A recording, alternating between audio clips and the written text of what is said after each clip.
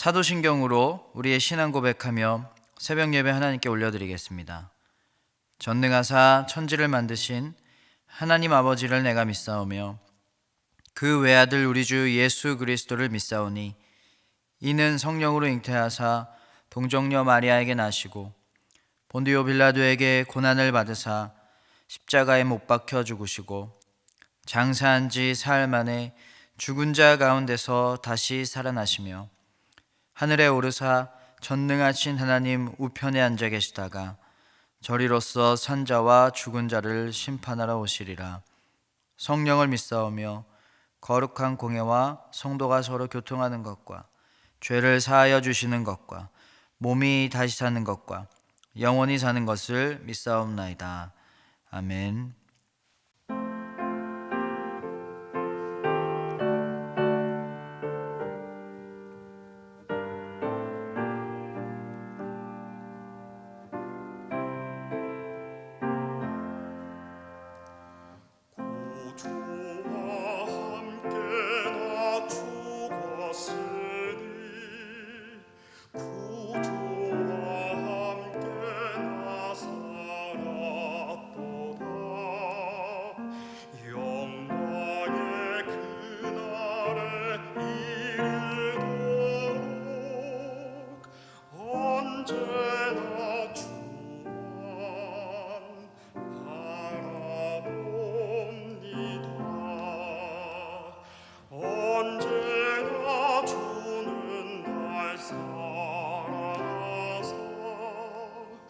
언제나 새 생명 주시나니 영광의 그날에 이르도록 언제나 주만 바라봅니다.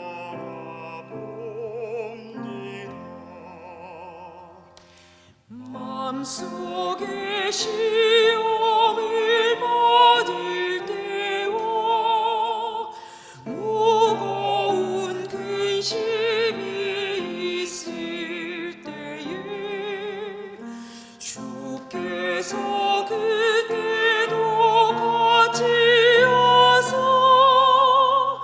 언제나 나를 도와주시네.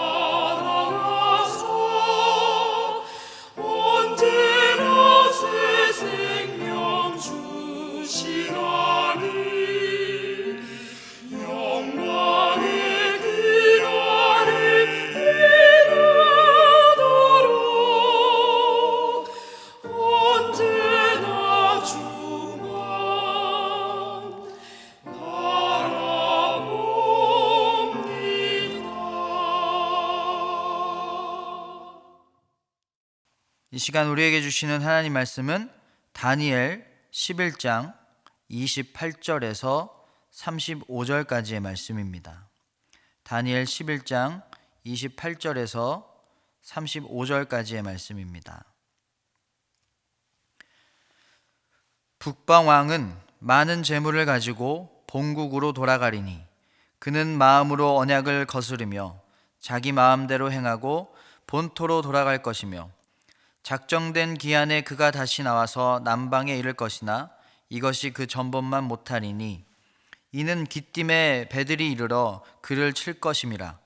그가 낙심하고 돌아가면서 맺은 언약에 분노하였고 자기 땅에 돌아가서는 맺은 언약을 배반하는 자들을 살필 것이며 군대는 그의 편에 서서 성소 곧 견고한 곳을 더럽히며 매일 드리는 제사를 폐하며 멸망하게 하는 가증한 것을 세울 것이며 그가 또 언약을 배반하고 악행하는 자를 속임수로 타락시킬 것이나 오직 자기의 하나님을 아는 백성은 강하여 용맹을 떨치리라. 백성 중에 지혜로운 자들이 많은 사람을 가르칠 것이나 그들이 칼날과 불꽃과 사로잡힘과 약탈을 당하여 여러 날 동안 몰락하리라.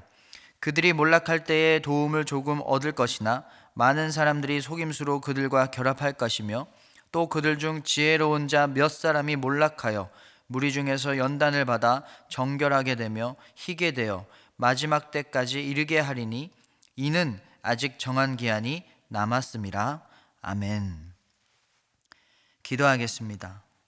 사랑의 하나님, 어떤 상황에 처해 있든 어떤 어려움을 당하고 있든 우리의 믿음이 흔들리지 않게 하시고 늘 하나님만 바라보는 믿음 갖게 하여 주시옵소서. 하나님, 우리가 다른 것이 강해지는 것이 아니라 하나님을 믿는 믿음이 강해지게 하여 주시옵소서. 이 믿음으로 이 어려운 코로나라는 상황을 이기고 극복할 수 있게 하여 주시옵소서. 하나님은 우리의 유일한 소망이십니다.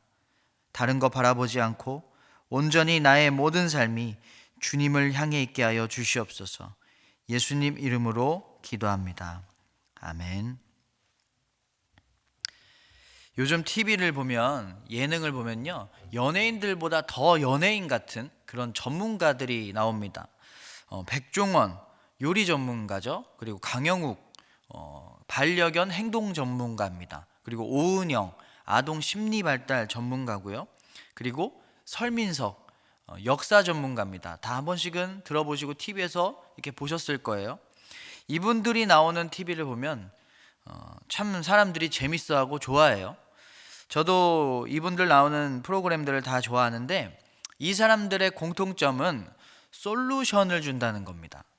백종원은요, 더 맛있는 요리 만드는 법을 알려주고, 강영욱은 더 좋은 개를 기르는 법을 알려주고요, 오은영은 더 좋은 아이로 키우는 법을 알려줘요. 이 사람들은 현재 일어나는 일에 대한 당장의 해결책을 제시해주는 사람입니다. 그러면 설민석은 어떨까요? 역사학자, 역사 전문가인데 설민석은 어떤 솔루션을 줄까요? 역사는 과거잖아요. 그 앞에 제가 말씀드렸던 사람들은 현재 일에 대한 솔루션인데 역사는 과거인데 어떻게 알려줄까요? 설민석은 과거에 역사적으로 어떤 일이 일어났는지를 알려주는 것에서 멈추는 것이 아니라 그 역사를 통해서 우리가, 현재를 살아가는 우리가 어떻게 살아가야 되는지에 대한 답까지 주는 거, 여기까지 합니다. 설민석이 그 유성룡의 징비록에 대한 강의를 하는 걸 봤는데 임진왜란이 왜 일어났는지에 대해서 알려주면서 가장 큰 이유가 일본은 우리를 잘 알았고 우리는 일본을 몰랐다는 거예요. 조선이 세워지고 처음 100년 동안은 일본에 파견된 사절단의 횟수가 60번이었는데 그 다음 100년 동안은 5번이었다는 겁니다. 그러니까 몰라도 너무 몰랐던 거죠. 그러면 왜 이렇게 사절단을 적게 파견했을까요? 왜 일본을 무시하고 눈 감고 있었을까요? 200년 동안 지속된 평화 때문이었습니다. 징비록을 보면요, 당시에는 오랫동안 평화로운 시절이 지속되어 온 나라의 백성이 평안함에 익숙해져 있었다라고 적혀 있다고 합니다. 이런 역사에 대해서 설민석이 이렇게 오늘에 맞춰서 해석을 해주는데, 우리가 명절에 흔히 나누는 인사나 덕담을 보면 남은 인생 별일 없이 무탈하게 별일 없이 살길 바래, 큰일 없이 살길 바래 라고 말하지만 이거는 덕담이 아니라 악담이래요. 왜냐하면 잦은 고통은 사람을 강하게 만든다는 거예요. 인생을 살면서 우리에게 찾아오는 위기를 고통스럽게만 여길 게 아니라 이것이 나를 강해지게 하는 그런 기회가 될 수 있겠구나라는 메시지를 이 임진왜란을 통해서 배울 수 있다라고 말했습니다. 이렇게 과거에 일어난 일을 통해서 설민석은 과거의 역사를 알려주는 것뿐만 아니라 현재를 살아가는 우리에게 솔루션을 줍니다. 우리에게 교훈을 알려줘서 사람들한테 역사에 대한 지식뿐만 아니라 감동도 주고 있는 거죠. 그런데 다니엘서가 그런 책이에요. 역사를 통해서 현재를 살아가는 사람들, 그리고 다니엘서를 처음 봤을 그 원청자들에게도 어떤 하나님의 뜻을 품고 살아야 되는지를 역사의 흐름을 통해서 그 역사에 하나님의 어떤 뜻이 계시되어 있는지를 알려주고 있는 것입니다. 오늘 말씀에 북방 왕이 나오는데 시리아 셀레우코스 왕조의 안티오쿠스 4세를 말하는 겁니다. 안티오쿠스는 비열한 속임수를 쓰고요, 분쟁을 일으키고요, 힘을 과시하고요, 싸움을 일으킵니다. 좋은 왕이 아니었던 거예요. 이뿐만 아니라 오늘 말씀 31절을 보면 군대는 그의 편에 서서 곧 견고한 곳을 더럽히며 매일 드리는 제사를 폐하며 멸망하게 하는 가증한 것을 세울 것이며, 남방 왕국하고 싸움을 하거든요. 2번 하는데 한 번은 이기고 2번째는 졌어요. 그 분풀이를 유다를 침략해서 이 성전을 더럽히고 하나님의 백성들을 괴롭혔습니다. 괜히 분풀이를 유다한테 하고 성전을 더럽히는 걸로 했던 거예요. 그에 대한 유다 사람들의 반응이 2가지인데 34절에 그들의 몰락할 때에 도움을 조금 얻을 것이나 많은 사람들이 속임수로 그들과 결합할 것이며 그들과 한편이 되는 사람들이 있을 것이고, 32절 그가 또 언약을 배반하고 악행하는 자를 속임수로 타락시킬 것이나 오직 자기의 하나님을 아는 백성은 강하여 용맹을 떨치리라. 하나님을 아는 백성은 용맹하게 싸우고 믿음을 지킨다는 겁니다. 하지만 이 안티오쿠스의 만행, 이 교만함은 다 끝이 있었어요. 오늘 말씀에 때라는 말이 많이 나오고 그 때가 이르지 아니하였으므로, 또는 이 때가 이를 때까지라는 말이 나오는데, 이거는 하나님이 정하신 때가 이를 때까지만 이 안티오쿠스의 이 시대가 허락된 것이다 라는 뜻입니다. 그러니까 이 모든 왕국의 역사, 모든 왕의 권력은 다 하나님의 손 아래에 있다는 이야기예요. 다니엘은 이런 역사의 흐름을 보면서 하나님의 뜻을 알려주고 있습니다. 권세를 잡은 자, 이 교만한 자, 이 안티오쿠스가 망하게 되는 건 역사의 어떤 흐름 때문이 아니라 그 역사를 주관하시는 하나님 때문이라는 걸 알려주고 있습니다. 모든 역사에는 다 하나님의 뜻이 있고 다 하나님이 주관하신다라는 계시를 우리에게 해주고 있는 거예요. 오직 그분 앞에서 겸손해야 된다. 역사의 주관자 앞에서 겸손하지 않으면 망한다라는 걸 해석해서 이 역사의 흐름을 통해서 우리를 알려주고 있는 것입니다. 이렇게 역사를 통해서 하나님의 뜻을 아는 것처럼 우리도 우리의 삶의 역사, 우리의 삶을 통하여서, 우리의 삶의 흐름을 통해서, 우리의 삶에서 일어나는 일들을 통해서 하나님의 뜻을 알 수 있어야 됩니다.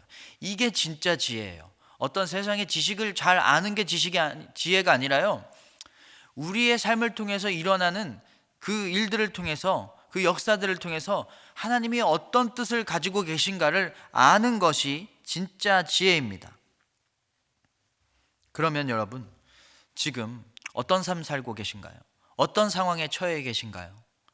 그 안에 담겨있는, 그 상황 속에 담겨있는 하나님의 뜻이 뭔지를 알아야 됩니다. 이게 진짜 지혜예요. 그러면 어떤 하나님의 뜻이 담겨 있을까요? 어떤 상황에서도 하나님을 바라보고 하나님을 보여주는 삶을 사는 것입니다. 어떤 어려움이 와도 하나님을 바라보는 것, 어떤 고난이 와도 흔들리지 않고 하나님을 바라봐야 된다라는 것이 우리의 삶에 어떤 상황에 처해 있든 그 삶의 상황 속에 담겨 있는 하나님의 뜻이라는 거예요. 겸손하게 하나님을 의지하고 하나님께 기도하고 하나님 말씀대로 살아가는 것, 이게 하나님의 뜻입니다. 모세는요, 홍해가 앞을 막고 있고 애국 군사가 뒤를 쫓고 있을 때, 그래서 이스라엘 민족이 우왕좌왕하고 조급해하고 걱정하고 있을 때 가만히 서서 하나님을 바라봐야 된다라고 말했습니다. 여호사밧 왕은요, 모압, 암몬, 마온 이 1대3의 불리한 전쟁을 앞두고 이렇게 고백해요. 오직 주만 바라보나이다. 힘들고 어렵고 그 아픈 상황 속에서 세상을 바라보거나 사람을 바라보거나 내 경험을 의지하는 것이 아니라, 내 지식을 의지하는 것이 아니라 오직 하나님만 바라보는 겁니다. 이게 우리가 어떤 상황을 살고 있든지 어떤 삶을 살고 있든지 하나님이 우리를 향해서 품고 계시는 하나님의 뜻이라는 거예요.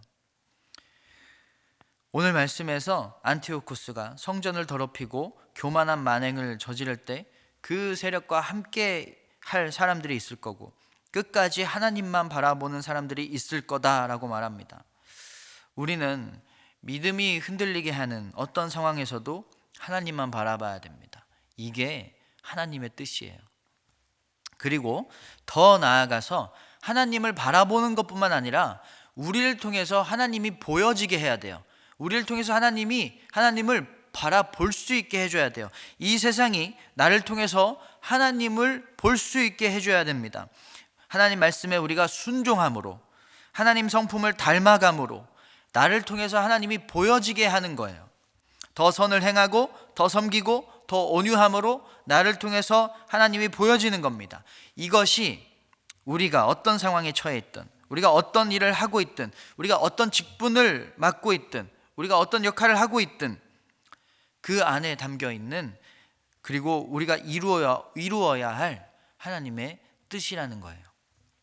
여러분, 힘들고 어려울 때, 절망이라는 터널을 우리가 걷고 있을 때 유일한 소망은 하나님밖에 없습니다.